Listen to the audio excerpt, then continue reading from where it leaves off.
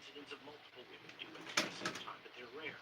I've never, and I've ignorant on so many subjects. I'm sure it happened in Chinese history because everything happened in Chinese history once upon a time. But I've not encountered another era where you have so many powerful, organized women in the story operating on both sides, by the way, and often at odds with each other in full-on geopolitical diplomatic power sense as now. And you might be able to make a case that it's because of the way the conditions developed. And one of the conditions is all these men who might have otherwise assumed this role are gone. And it's Philip II confers power on the people left over in the family. And those people are women. You see a unique opportunity for these women to figure out a tool to use that power.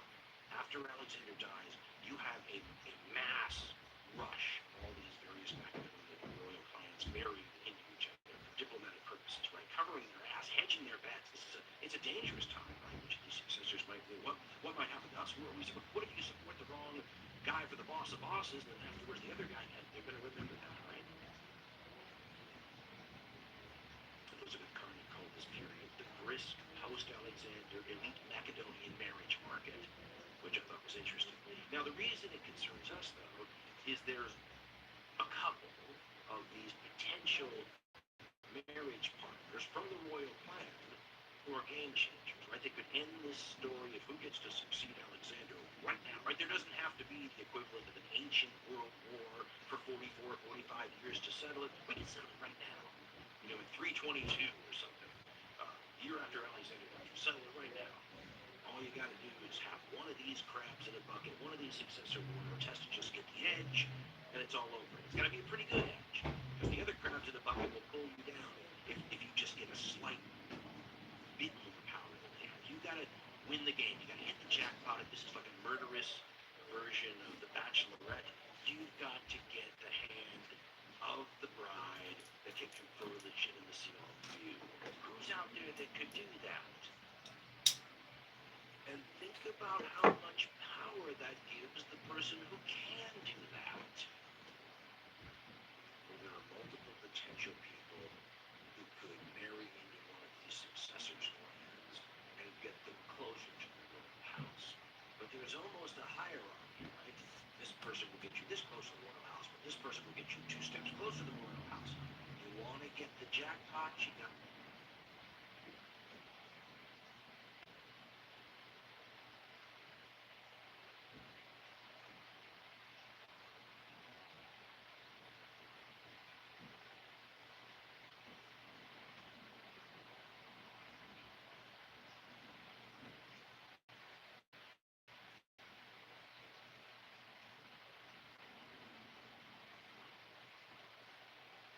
it's hardcore priorities exercise.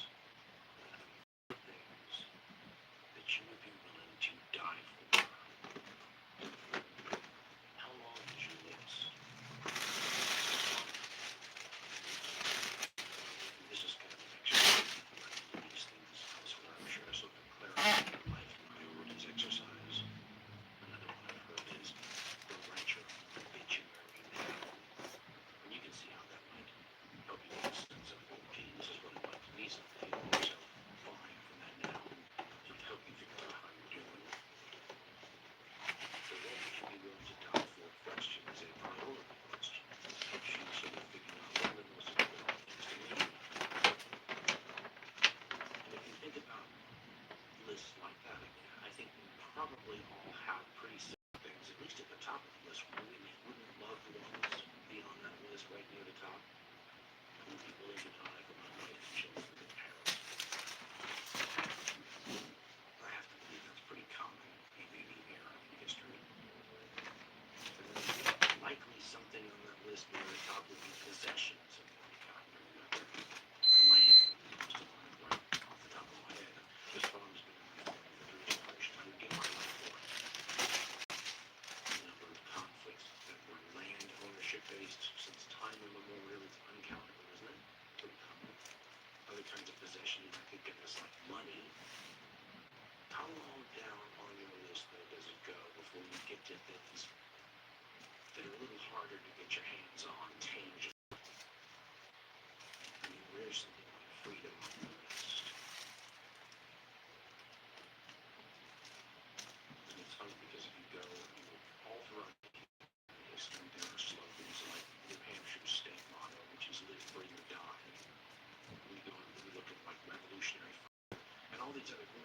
history, and some form of give me liberty or give me death, live free or die, is on the list of people willing to give their own lives based on the idea that an unfree life isn't worth living.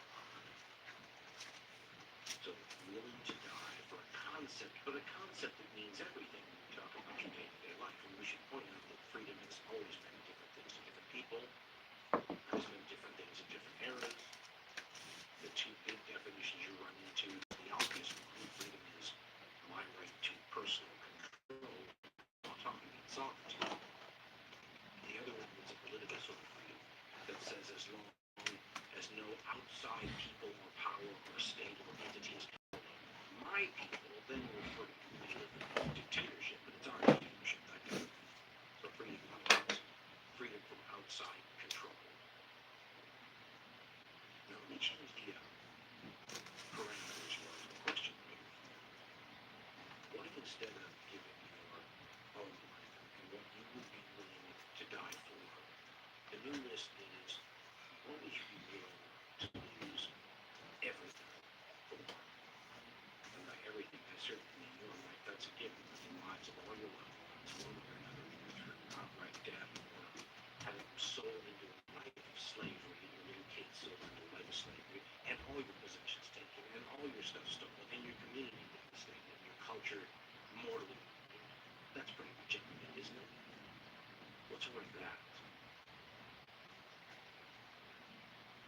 Some of the greatest human tragedies, both on a personal and on a society-wide level throughout history, have happened when some of the things on the list that you'd be willing to die for become the cost of preserving other things on the list that you're willing to die for. You see this all.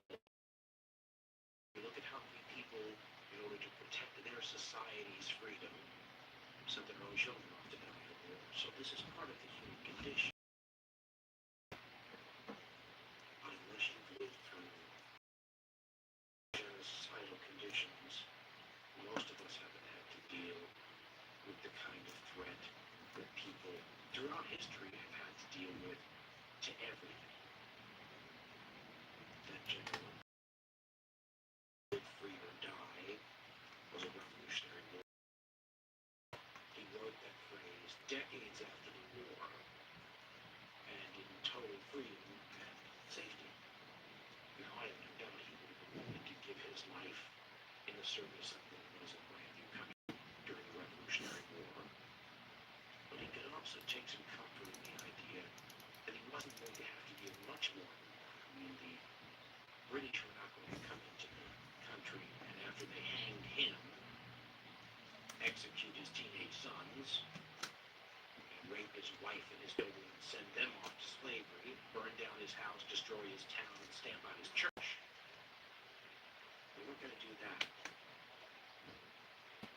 That's a different kind of risk, isn't it? That's genocide. People still deal with that, even as I'm speaking right now, somewhere.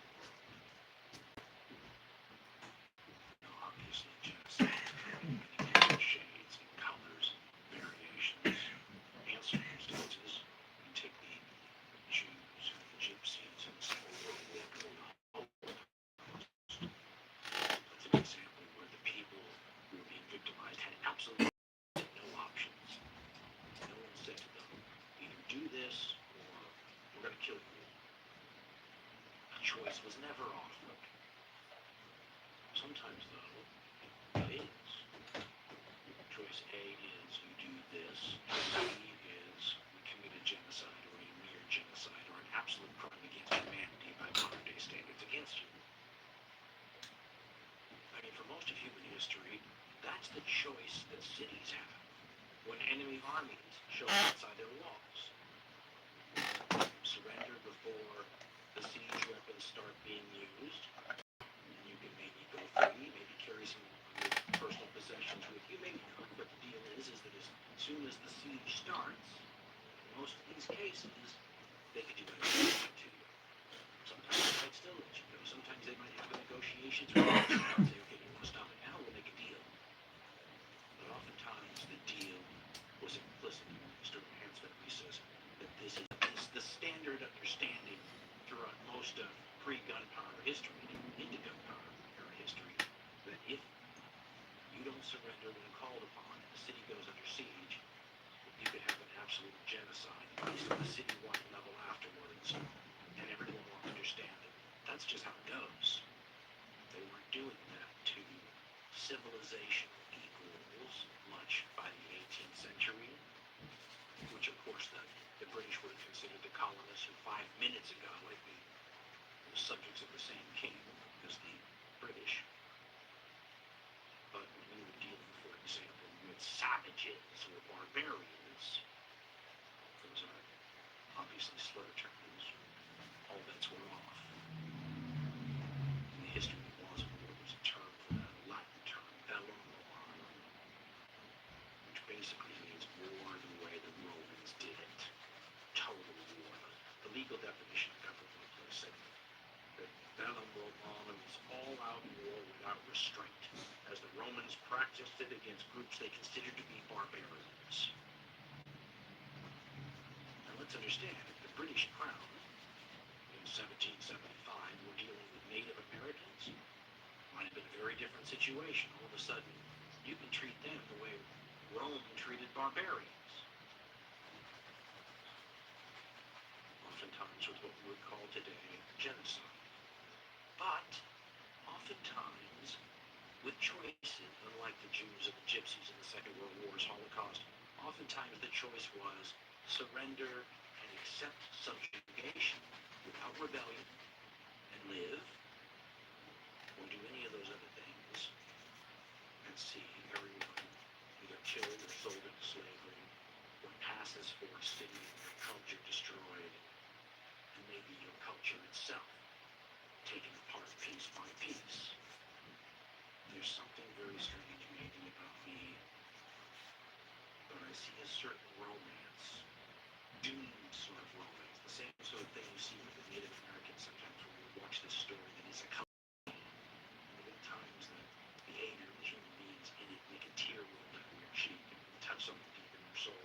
Those who are willing to say, yes, we know that you'll kill all of us or destroy our civilization if we don't subjugate ourselves to you, but we're going to take the chance here and try to live free or die. Now, I'm not the only one that sees the obvious entertainment value or the compelling nature of the extreme situation. A choice like that puts human beings into, because it's a Hollywood cliche, isn't it? A storytelling trope, let's say, in academic circles. A recurring theme. I mean, it would be very easy to take the story and turn it into Braveheart. We've tried very hard not to do that. But it's an old theme, and it's easy to become sort of inured to time, sort of numb. The other problem is these situations that we're talking about, the reality of them is actually so intense and so extreme that any portrayal or discussion of them can't help but somehow minimize or trivialize or heighten in a different way for entertainment value. But the people who are actually going through it, I always try to think to myself, imagine if that list that we mentioned a minute ago, the genocide list, imagine if only one of those things was going to happen to me in my cushy life here, where I'm in no danger of, say, having my culture wiped out. Can't imagine me. Big blue jeans illegal, no more iPhones, and they start destroying the Christian religion. I mean, I'm not quite sure in the modern sense in the United States where I live, how that maybe you can't even get your mind around it. Maybe in some weird, emotionally voyeuristic way, that's what makes it kind of intriguing. As I've always said, watch people deal with something you can't imagine dealing with yourself. The story that I'd like to use to highlight that has a very familiar ring, because we've seen this movie, historically speaking, before, over and over again. Broadly speaking, it's the story of a European power using its technological and civilizational advantages to dominate, take over, and colonize the land of a tribal people, less sophisticated, politically speaking, tribal people, and to destroy broad elements of their culture as part of doing so.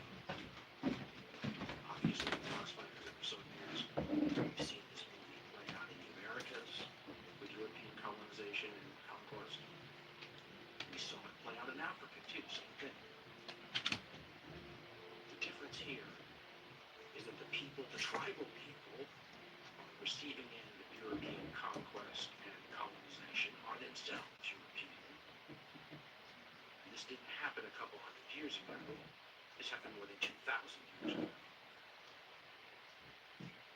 And the reason that I wanted to talk about this story as opposed to any of the others with similar themes is because this is one of the times when you look at the odds and you say there's a halfway decent chance here of the people on the receiving end of the European colonization to fight back and win. The Native Americans, for example, never had a chance, never a chance ever. If for no other reason, and there's a lot of other ones, just the disease alone. If you're about to have a hemispheric civilization conflict between the New World and the Old World, you don't want to lose maybe, and I saw an estimate that said 98%, I think that's got to be high, but let's just say 85% of the entire population of the hemisphere to disease right off the bat. There are a bunch of experts who, try to explain what the situation must have been like in these tribes in the center of the Americas. They were still untouched by European contact, but the diseases managed to find them, and were just like shell-shocked, traumatized remnants by the time Europeans got to the interior of the Americas, because these tribes had basically been wiped out by disease. It's like imagine the bubonic plague in Europe, but worse. In the Middle Ages, I've seen numbers that say that in say 1800, they were estimating what the tribal population of North America was. Now, not the North America that constituted the United States in that area back then, because that was just a sliver compared to today, but the native population throughout, from the Pacific to the Atlantic, and what's now the United States. Some estimates are as low as 600,000 people. That's a pretty unfair fight right there, isn't it? Not just that, as we all know, that's not 600,000 people all smooshed into one state right next to the 13 colonies when the United States becomes a state, right? It's not like the U.S. has to deal with 600,000 natives next door. They're spread out in small groups, the width and breadth of the territory, able to be picked off, divided and conquered one by one over time, which is what happened. I mean, it still blows my mind to realize, how small the number of Native American warriors there are fighting against the encroachment of manifest destiny at any time. And how well they did based on how small they were. Do you know if you get 1,500 North American, Native American warriors in one place at one time, that's a sizable force. The highest estimates I've ever seen for the largest Native American force of warriors ever assembled is between 4,000 and 5,000 people. The little big one, a lot of people think that's the biggest battle, the largest numbers I've ever seen are just under 5,000. 5,000? When the Spanish conquistadors found the Aztec Empire, the Aztecs could raise tens of thousands, maybe hundreds of thousands of warriors. Now, obviously, there are different state organization systems which plays into this story, but at the same time, it's also first contact, basically. The disease had not had time to take hold. And then fast forward a couple hundred years, and all of a sudden you go from hundreds of thousands of warriors, maybe, to 1,500 being a sizable force. And look how long it took the U.S. to deal with that. And to be fair, it wasn't like the United States had 100,000 people against 1,500 natives. The forces of the European powers fighting in the New World were very small also. 1,500 U.S. forces fighting these Native American tribes, half of which might be local militia. That was not uncommon either. Even in the big wars, like the American Revolution, the numbers are smaller than you would think. Again, 25,000 would be a ton in the American Revolution. So you wonder how the U.S., or before them, the British and French explorers would have fared if they were exploring the interior, say, of North America, and they came upon some people that had not been impacted by the disease. I mean, what if the Aztec Empire, instead of being in the middle of Mexico, was on the opposite side of the Mississippi to be run into by the Europeans at some point? Or better yet, let's make it an interesting combat. Let's put ancient Gaul on the western side of the Mississippi. You know what Gaul is, right? Gaul is what the Romans called an area about the size of Texas in the ancient world that comprised well, most of northwestern Europe, modern-day France, a lot of Belgium, western Germany, some of Switzerland, and during one part of this period, northern Italy. Estimates of the ancient population range from 3 to 7 million people, the kind of armies that they could put in the field.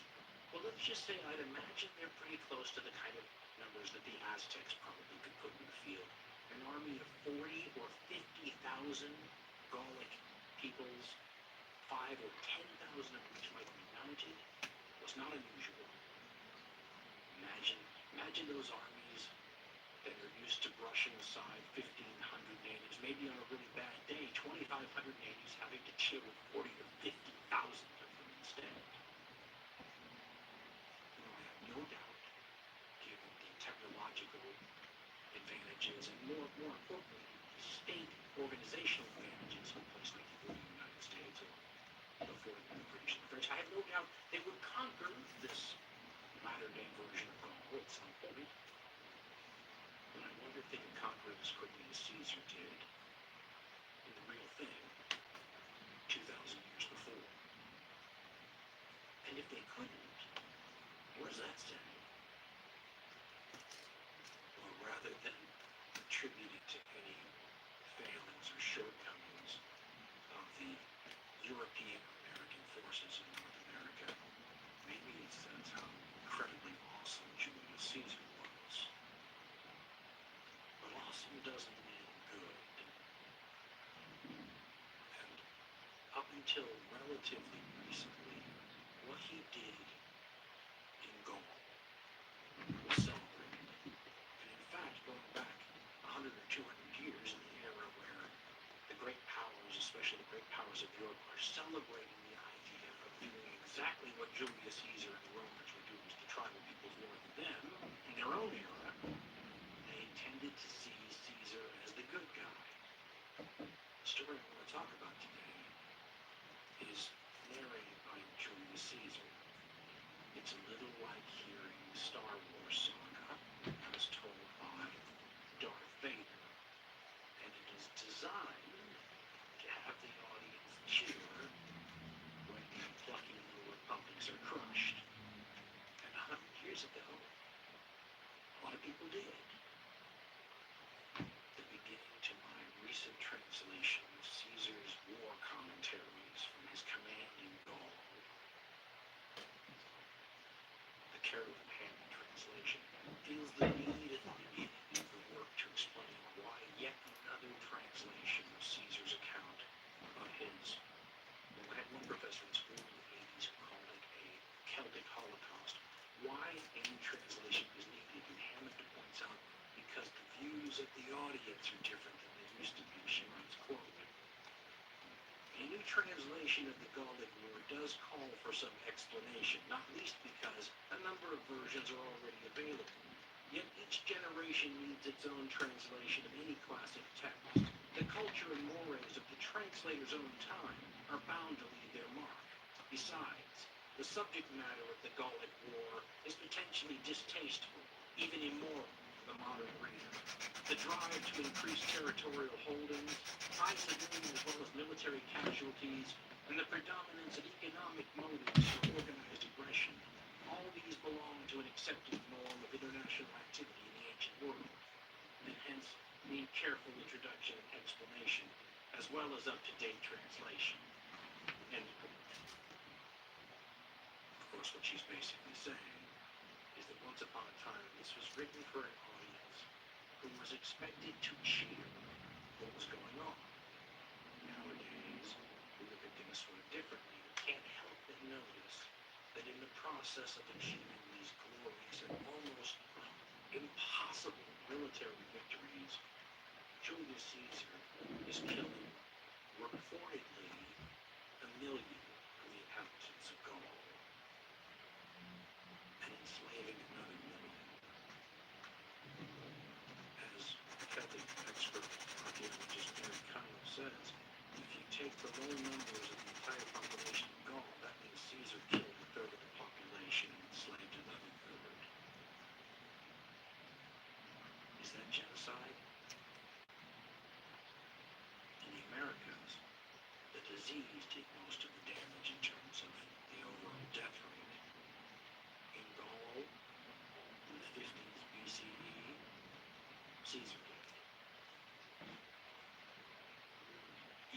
say that I can hear sort of in the back of my head these screaming objections of ancient Roman warriors from the brain of the way that I'm framing this whole thing, comparing Roman efforts against the Celtic peoples north of them to the Holocaust in the Second World War would be an insult to Roman honor.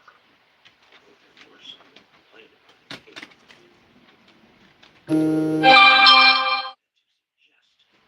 That doing what Caesar did to the Gauls is the same as what happened to the Jews and the Gypsies and the Jehovah's Witnesses and the gay folks and all the other people persecuted in the Holocaust, Roman Catholic priests, Polish folks. Those are like lambs, innocent, led to the slaughter. What Caesar did, he did to a people that were like lions, dangerous lions that had attacked before and might do so again. If you are forced as a state or a people or what have you to commit genocide in order to protect yourself, is that sort of a get out of jail free card in any sort of genocidal court situation? And in a judgment call, you say, well, listen, they had to do it. Anybody would have done it. At the same time, of course, what Caesar was suggesting, we'll get to that in a minute, was that they needed a preemptive. These lions could attack at any time. So it gets murky quickly. But there's no denying that these Celtic peoples all over Europe were dangerous. They are Vikings 1,000 years before there are Vikings. And I don't mean in a pirate-like sense. I mean in the European barbarian stereotype sense. And the Vikings are like version 3.4 or something, because the Celts are the alpha version of the Northern European barbarian type. They exhibit all the typical traits. They get crazy in battle, supposedly, and they fight with enormous amounts of ferocity. The geographer Strabo said that they are war mad. The ancient sources also point out that the Celts are headhunters, which is always a little bit unnerving. Ancient peoples are always more comfortable with head chopping than we are in the modern world. But in the more settled societies, when it was done, it was sort of, they didn't enjoy it, they didn't revel in it, they didn't take pride in it, it wasn't something you showed off to visitors. But in the Celtic world, according to the ancient sources that were not Celtic, this was something that was done. Posidonius says he's visiting Celtic homes and they want to bring out the heads of slain enemies, that they've kept in a chest, soaked in cedar oil, so everything stays nice and pristine and you can still recognize the features. And they have found, by the way, the archaeology has shown that there are these, for example, pillars that they find with little cubby holes with skulls still in some of them, by the way, and little hangers to affix the skull to the back of these things. I mean, this may be a religious thing, but to the settled people, cutting the heads off people, keeping them and adorning their temples and whatnot with heads, that's just freaky. And was even then, by the way. Posidonius says he would get used to it after a while, but never quite got comfortable with people treating human heads the way some people treat, the antlers of that deer they shot last fall. Put it up on the wall, mounted with a name tag. You can talk to it sometimes. Always get that great story about how you killed this dude. I should also point out that besides the religious significance of the heads, Caesar says that the Gauls believed in the theory of reincarnation, sort of, maybe you could call it. It was similar to what a major philosophical group in Greece always believed. But the Gauls kind of believed that when you die in this world, you're just born into the other one, and when you die in the other one, you're just born back into this one. I think I understood that correctly. Caesar says that this is part of the reason why they're so fearless in battle, because instead of being worried about having your existence snuffed out and just, in oblivion, you're just going to be born in the next world.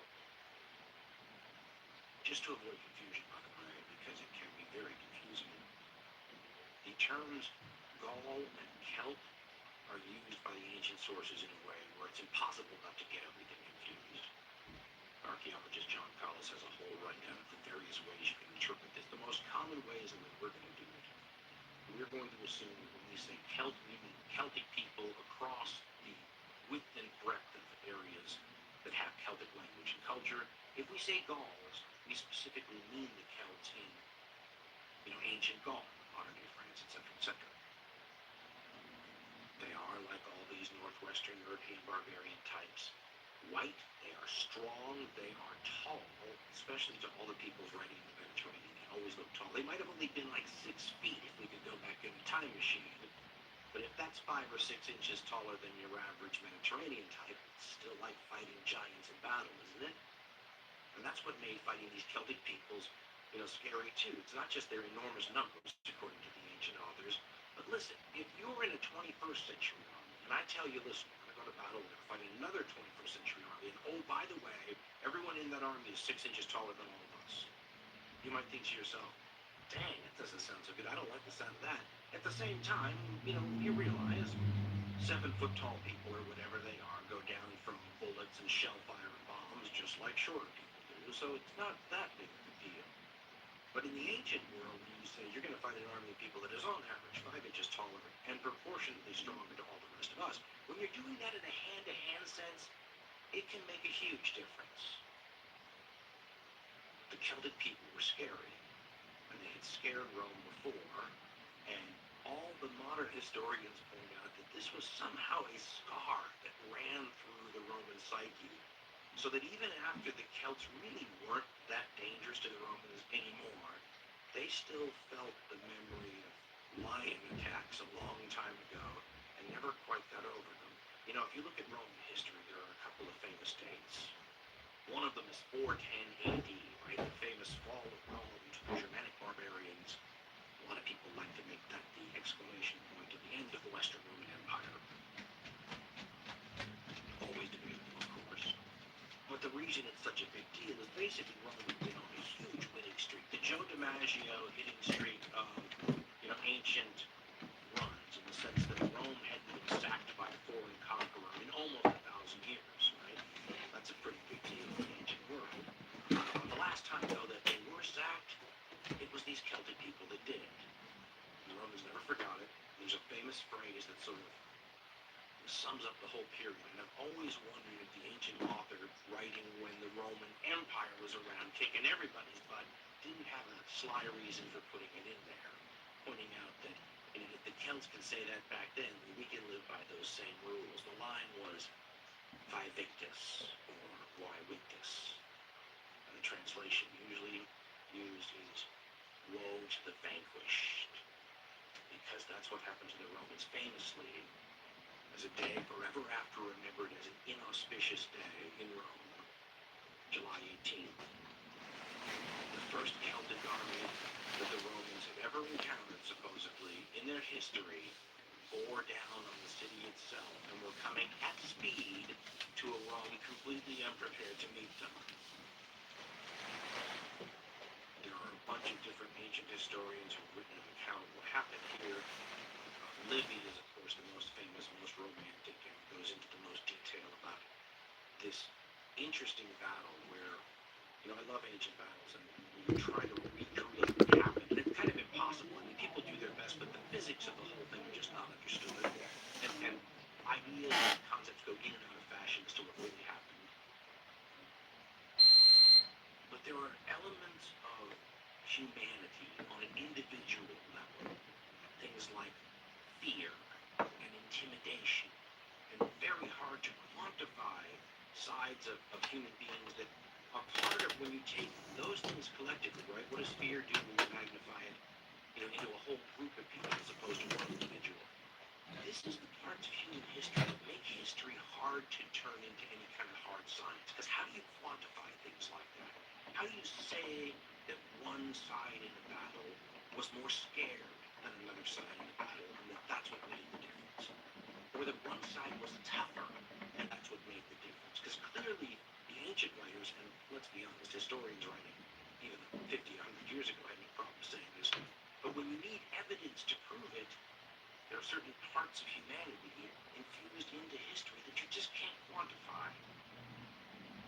I mean, the most logical way, if you follow the sources anyway, especially Livy, to view this battle that's about to happen when the Romans and Celtic armies first clash, supposedly